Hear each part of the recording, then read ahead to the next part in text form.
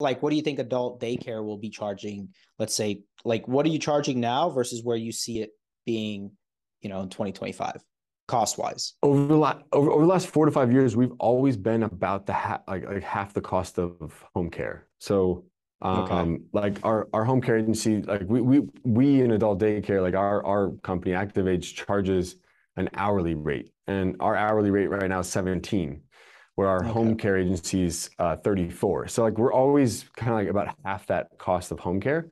Hmm. Our average person spends about $1,200 a month with us, whereas and the most they could spend at the rates that we have right now, that would get them about 58 hours of care per week. The most they're going to spend per month with us is probably going to be around like 3,200 a month. Okay. And so like and that's on the high, that would be like on the high end. That'd be like literally their loved one comes every day, all day, including Yeah. transportation. Like they're like, they're milking every ounce of it, right?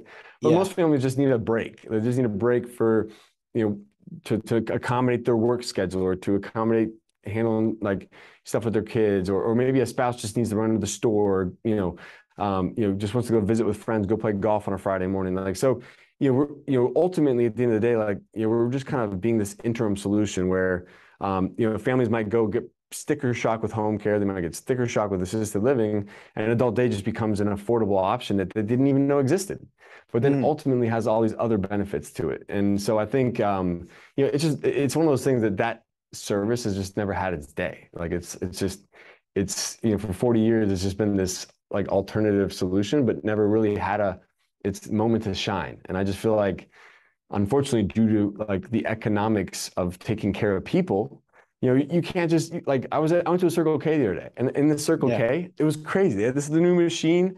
You just throw all your stuff on the Yeah. little I saw counter. that Like, on dude, your and like Instagram. there's like Yeah. 14 cameras, and it just takes pictures of all this stuff, Oh my right? And like, gosh.